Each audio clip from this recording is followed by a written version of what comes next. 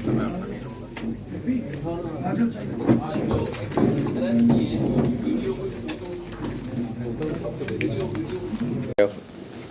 बहुत लंबा समय आपका नहीं लूँगा। If you are ready, you tell me. This story goes back to the day, to the year 2014. Justice प्रीतम पाल जी ने, जो लोक आयुक्त थे हरियाणा के, उन्होंने एक कैथल के रघुवीर की कंप्लेंट की जांच हमको सौंपी थी, और जो टैक्स वैट के घोटाले के बारे में थी।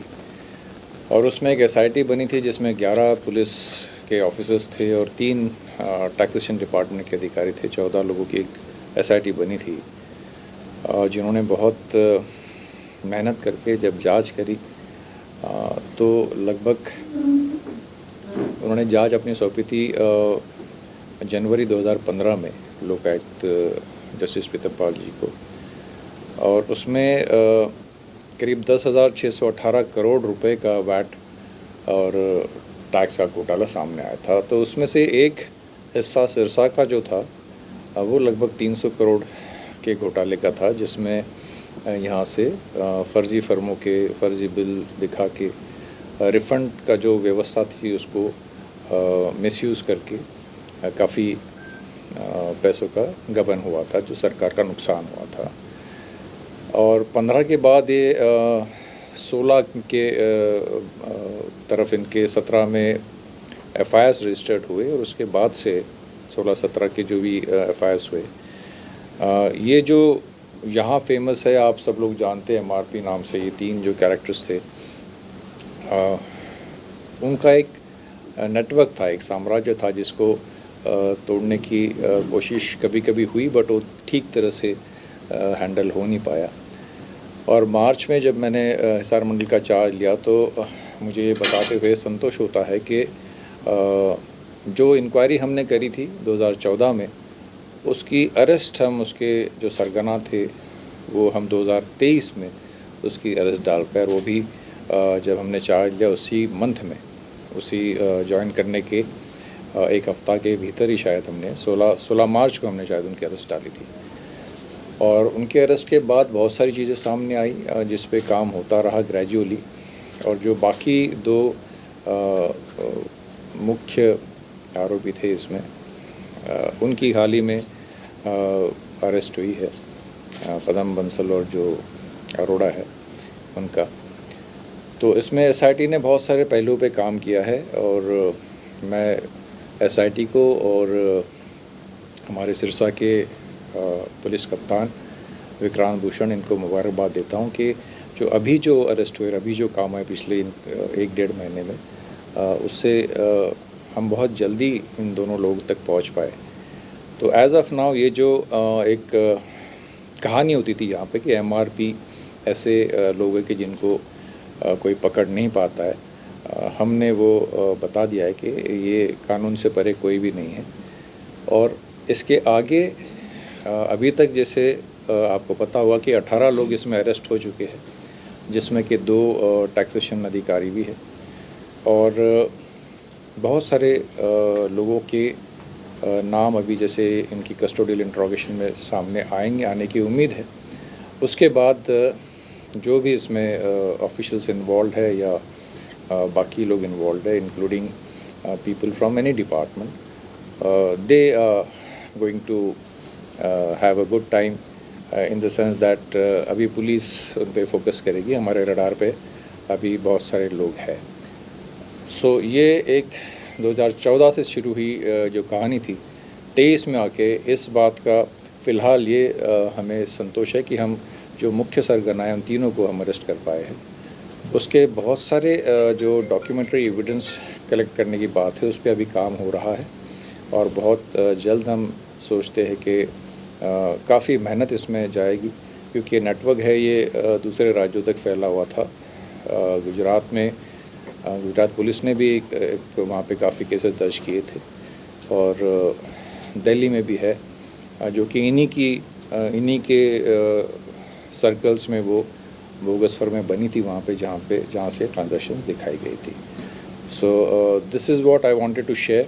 ये सिरसा के लिए एक बड़ी बात इसलिए कि सिरसा का नाम बार बार इस मैटर में आता रहा है और आने वाले दिनों में इस पर और सख्ती से एसआईटी काम करने वाली है। सर रिकवरी का क्या स्टेटस रहेगा इसमें? जी, कदम चंदवाड़े में जो इसने जो फ्रॉड कर रखा है तो हज़ारों करोड़ रुपया लगा गया, तो रिकवरी का क्या status?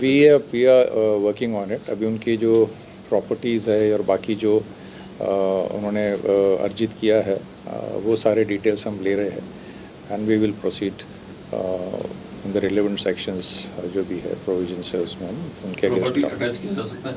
Ji, we are working on that.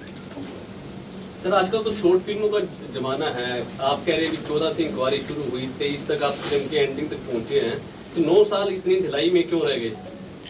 वो तो मान गए इन्होंने। हम तो 14 में इंक्वायरी करके रिपोर्ट दी थी और अभी 23 में आए हैं आपके यहाँ।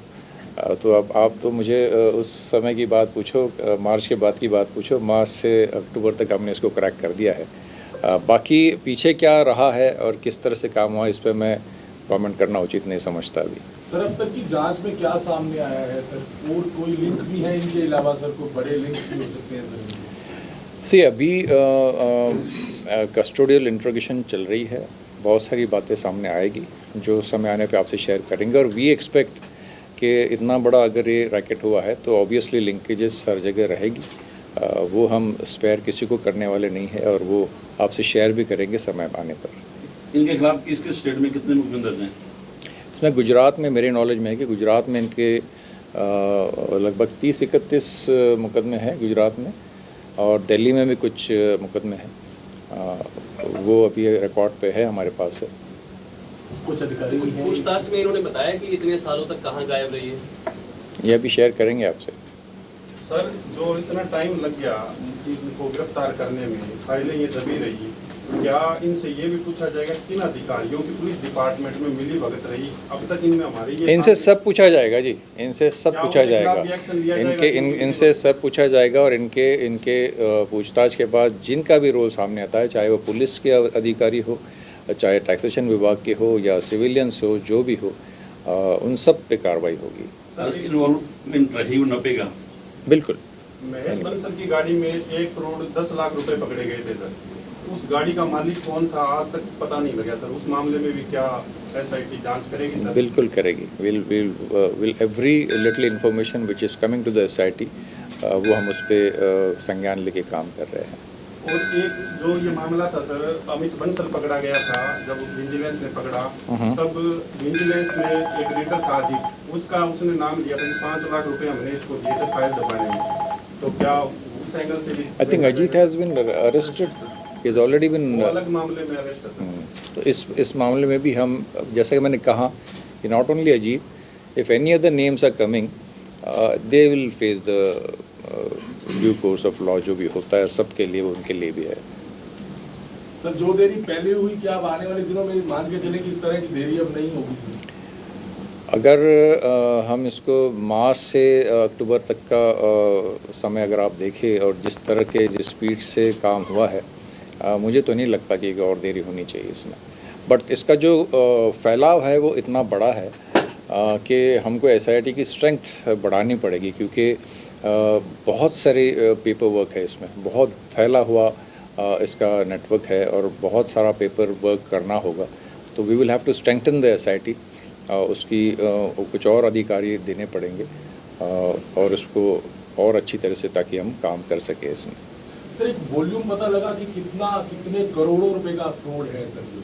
नहीं, वॉल्यूम तो इंक्वायरी में जो हमने दिया था, जो घोटाले की जांच हुई थी, तब जो कंप्लीट ट्रांजैक्शन जो इनका हुआ था वो लगभग 300 करोड़ की तब बात आई थी सिरसा की। और अभी उसमें हम देखेंगे कि हम कितने तक हम पहुंच पाते हैं आगे। अभी लगभग 28-30 करोड़ तक का तो हम पता कर पाए हैं, बट उससे आगे हम कितना इसको खोज पाते, that will in the days to come it will become clear. क्या इनकी प्रॉपर्टी सीज वगैरह करने के लिए ईडी की भी मदद ली जाएगी sir? All possible. We are in touch with ED. We are in touch with other organizations also, and we are already in the process of assessing their properties. ये कितने दिन से केस है?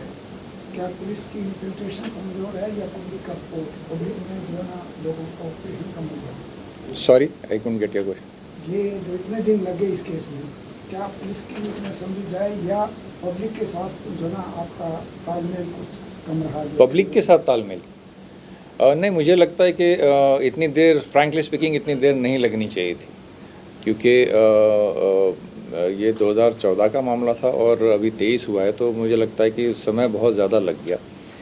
बट जैसा मैंने कहा कि मैं पीछे के इस पर कमेंट नहीं करूँगा कि क्यों समय लगा, हो सकता है कुछ वजह हो, बट अब समय हम नहीं लगने देंगे इसमें। रिमांड पे लिया गया रिमांड पे लेंगे। कितने दिन? 4 days। 4 days। ठीक है सर, थैंक यू।